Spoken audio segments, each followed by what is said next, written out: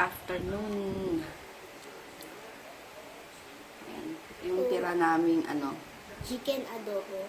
chicken sinigang. Sinigang na manok. Sinampalukang. Eh, wala namang sampalok. Sinampalukang. Tapos, ayun, ang init na naman. Grabe. Sobrang maglalaban na naman ako ng mga white. Masarap maglaba kapag mainit. Sige, Bakit? later na lang kakain. Para tuyo agad yung damit. Kapag malamig, hindi. Mahirap matuyo. Kasi sa tag-ulan, mahirap na naman magpatayo ng damit. Ayun, sige, later na lang. Kakain na muna kami. Ayan, inom ako ng mefenamic acid. Kasi, yung parang may bukol ako dito sa tiyan. Basta dahil yung sa mens ko. Kaya basta hindi ko ma-explain. Masakit siya kapag nagkakaroon ako. Ayun, masakit siya kapag nagkakaroon ako. Parang nasa second layer daw siya ng balat ko, sabi nung OB ko. So, hindi pa ako nakakabalik sa kanya para ipacheck. Kasi sabi niya, bumalik ako pag hindi natanggal. So, ayun, sabi niya, nasa second layer ng skin, tapos parang namuo or nadadaanan ng, hindi ko alam, nakalimutan ko na kung ano explanation. Tapos, ang natatandaan ko lang, sinabi niya, kapag hindi pa natanggal, i-ultrasound, titignan, or ibabalik ako sa injectable, yung parang hindi ka mabuntis, yun. Nagpaganon kasi ako after ko mga naki-DN. So, ilang months ako nagpaganon. So, May siguro, nakailang shots lang ako, 3 lang yata, or 2. Diba, after 3 months yun.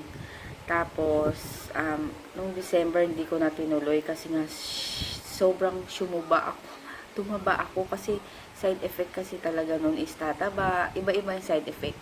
Sa akin, yun ang nangyari sa akin. Tumaba ako as in, hanapin ko yung picture ko nun, time na yun. Diba ngayon, ganito yung ko, payat, maliit yung pero yung time na yun, grabe. Na ako, kaya sabi ko kay Papa, tigil ko na. Kasi nga, yung mga damit hindi nakasya, yung mga kaya tinigil ko nun. After nun, mga nitong year lang yata, or last year, magkakatapusan ng last year, doon ko siya napatingin na kung ano yun nga yung explanation ng OB ko. So, ayun, kaya pag after nitong menstruation ko, babalik ako doon, papacheck ko ulit. Picture mo yung baby. Ipakita ko daw yung vitamins nila. Ayan, ito yung vitamins nila. JJ at saka ni DM, silang dalawa. Parang gummies. Medyo masarap naman siya. Meron siya nung una, ewan ko, ayaw nila yung lasa ng Flintstones. Tapos ito naman, trinay namin, nagpadala yung kapatid ko kasi merong Ay, bakit hindi focus? Ito. Oh yes, wait lang. Ayan nga, may mixed berry, raspberry, and pineapple. Yung lasa niya, masarap. Tapos, kami ni Papa, bali ito, 2 piraso kay JJ, isa kay DM. May nagtatanong pala sa akin kung ano yung vitamin si JJ. Ito nga. Ewan ko kung anong tatak nito. Sa Star Wars. Kirkland ba to? Hindi ko sure eh. Tapos, ito, Kirkland yata. Ba't wala nakalagay? Kung anong, Nature Smart, hindi ko alam. Tapos, ito, sa amin ni Papa, adult vitamins, multivitamins gummies. Yan. So, multivitamins na siya. Kaya, ito yung, mahilig ako sa gummy bear, mga ganun. Kaya, okay sa akin yung lasa nito. Uy! Kanino ba yan? Kuya, tsaka DM. Hershey!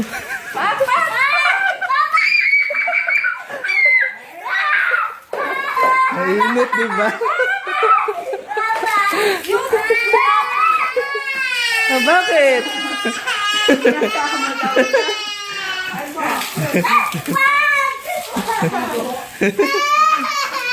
Ligo! Ligo!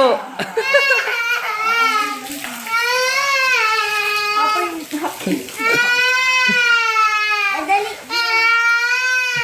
Ligo! Ligo!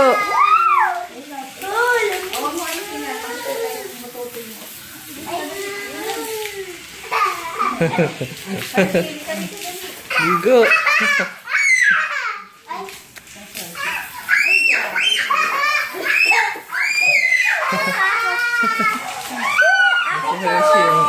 Papa, hawak ko.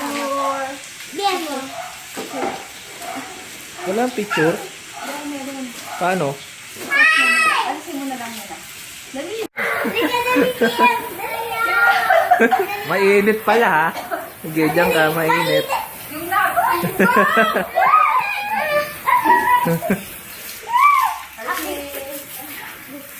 Dali ka, dali. DM, doon na. DM, dali. DM, dali. Dali. Ano na ba? Dali.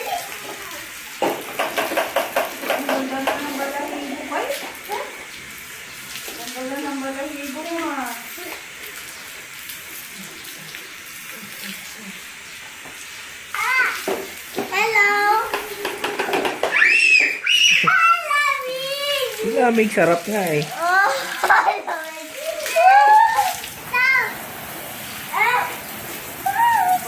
Shower, shower. Shower kayo. Wala Pag tayo din, oh. swimming pool ba ito na lang? Oo. Hello. Guys! Guys! Oh, mama ako! Katie, ano ka dali? Bakikawan lang. Ay, wag! Siyempre, ako kukuha ng tuwalya nyo eh. Dali pa. Pa. Kunin mo muna yung sub mo, tapos i-ano ko yun. Ah!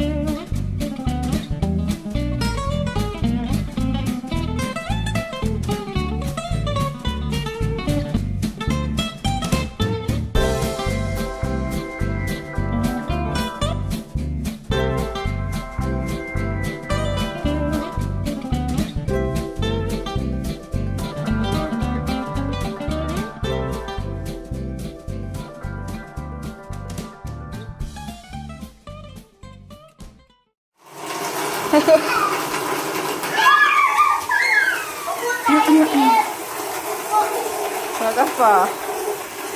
Dali, diyan po tayo, dali. Dali, diyan po tayo. Grabe oh, pati ako binasa. Sige eh. Pati ako binasa, pati yung napkin ko, tinanggal ko na nga. Basang-basa. Waterfalls tayo, waterfalls. Pati si Hershey nakiligo. Actually, si Hershey unang naligo. Tapos, sumunod na kami. Oy, slide! Ay, baka maano ka.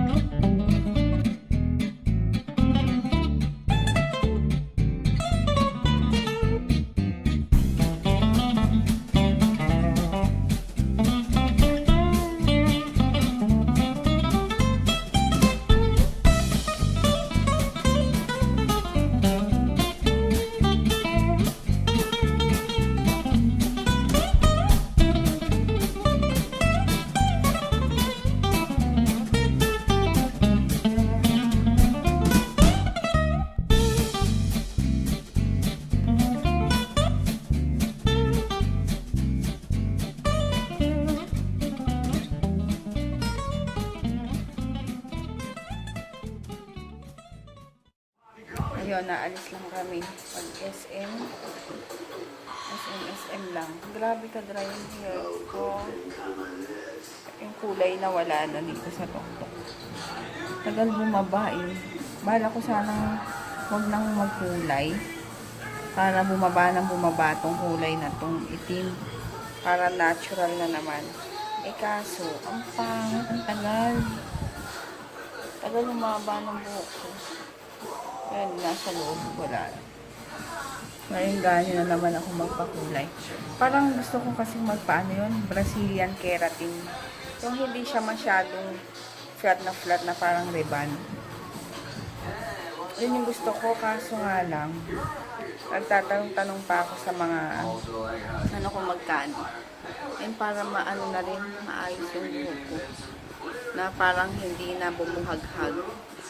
Sumagsak ng konti. Maganda kaya yun? Sino na ba nakatry sa inyo yun? Taas ang kamay. Comment na lang kayo kung ano, kung maganda or hindi yung pagpapa Brazilian keratin. Kasi plano ko eh. Ganun. Kaya yun. Butas na yata yung damit ko. Ay, nabutas na. Okay lang yan.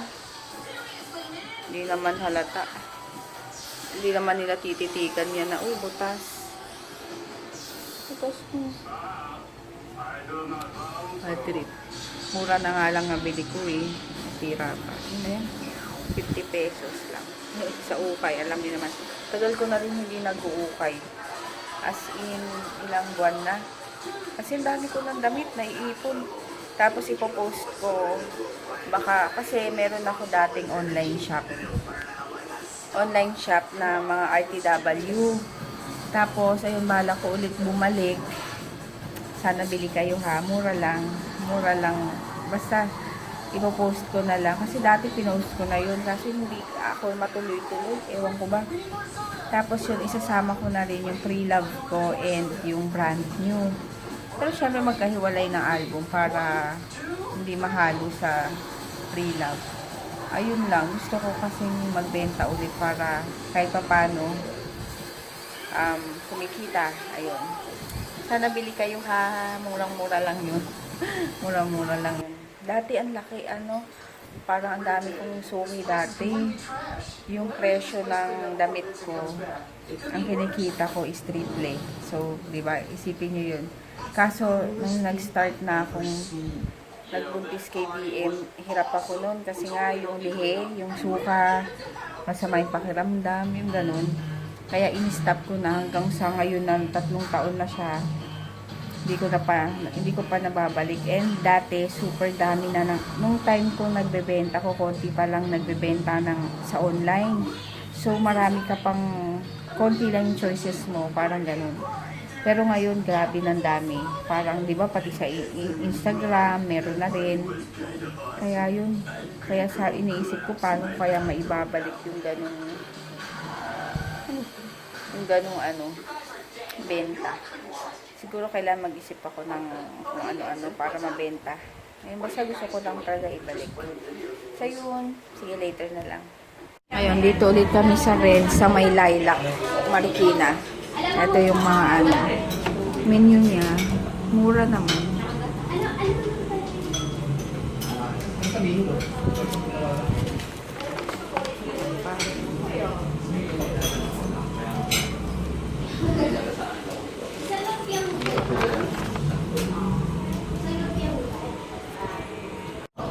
Ayun, si Papa sabi pa niya, tinatanong namin kung saan kakain.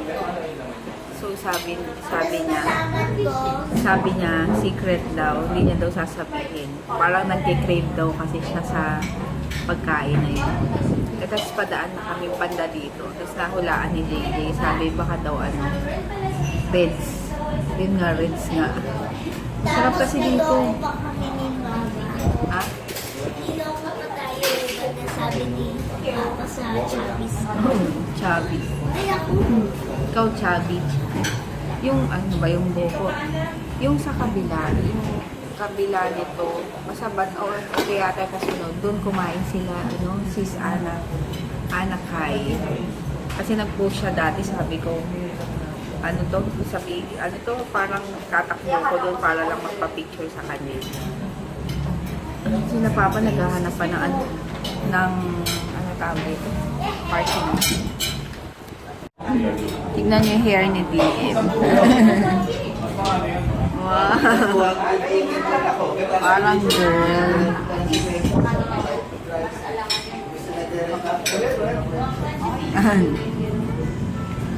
Masarap tong ano nila. Iced tea. Ito na yung favorite ni Papa. Crispy kare-kare. Kasi ano to? Ano ba yung laman nito? Liempo. Tapos maano siya. Ma-crispy. Kaya nga crispy. Ayan. Sa bagoong. Wala pa yung order namin. Nilagay ko. Ayan na. Sinigang sa sampalok. Ito na lang ate. Huwag na yan. Ito na lang. Thank you. Okay lang. Ayan. Dito. Yes, baby. Kain. Let's eat. Ayan. Dito to sa may Marikina. Maraming kainan dito eh. Yan. Hanggang doon. Ayan. Nandito kami kila nanay. Bisita.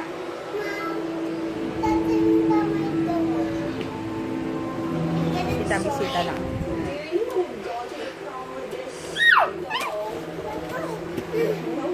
Ang init, grabe. Ay, hindi na ako nakapunta sa ano. Ay, ipit na ipit ka. Hindi na ako ng Nivea. Kasi nag-sale nung Friday, 50% off. Kaya ang binibili namin din yung Dion ni Papa. Tapos yung wipes, yung ang tawag dito, makeup remover. Tapos gusto ko sana yung lotion na may SPF 50. Kasi nga mainit pag lalabas. Yun ang wala ako lotion. Kaso, wala, hindi kami nakaabot. Plus 7 na. Bakit? Baby.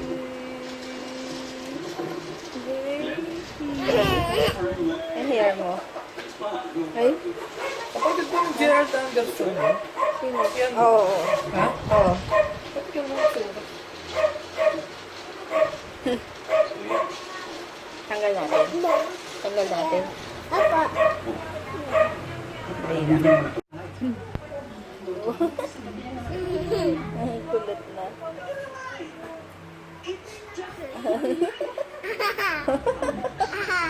Wow, kulot.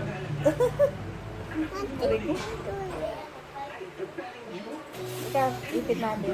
Ayun, nasa bahay na pala kami at ako'y nag-i-empake. At ako'y nag-i-empake na ng dadalhin namin bukas. Kasi, dito. Yun nga, punta kami Manawag and baka dumiretso ng Baguio after. Tapos, ayun. Kaya, sige, start ko na. Dahil maaga kami aalis bukas. Ano oras ba? Ayun, sige, later na lang. Ayun, tapos na ako mag-empake. Grabe pawis kong init. Yun yung dalawa tulog na. Tapos, ano pa ba? Wala na akong hugasan ko na lang yung ano pala bukas. Yung bote na dadalhin. Tapos yung panghugas. Yun na lang. Tapos wala na. Tapos na. Tapos yun. Mag-shoutout na lang pala ako. Dahil di na naman nakaabot ko sa dalawa. Dahil tulog agad. Yan. Ilan ba to? Dalawa lang naman. Hi kay Mami Ann and sa hubby niya na si Jeff.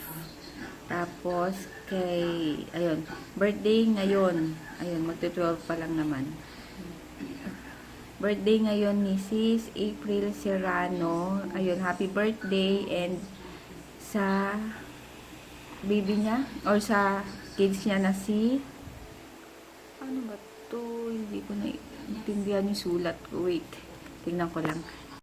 Ayun, hi pala kay Jeff Pavilar and sa mami niya na si Mami Ann and sa papa niya na si Papa Jeff. Ayun, thank you sa panonood. Hi kay Sis Viel Roque and sa baby niya na si Sabrine. Ayun, sabi niya, bagay daw sila ni DM. Siguro magkasing age sila, no?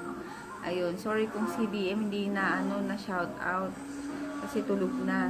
Kaya, next time na lang, papa-shout out ko siya. Pahabol pala yung anak ni Sis April Serrano na si Chanel and Sabina. Ayun, hi and happy birthday ulit sis. Mag-good night na rin ako para kasi maaga kami magigising or ako pala. Ano oras ako magigising? 5? 4:45? Tapos dapat 6 o'clock makaalis na kami dito dahil dadaan pa kami sa tita ko. Ayun, dahil nga para maaga kami sa Manawag. Tapos, after Manawag, diretso na raw ng Baguio. Tapos, uwi kinabukasan. Ayun, kasi malapit na rin naman daw yun. Ayun, thank you sa panonood and good night. Bukas na lang.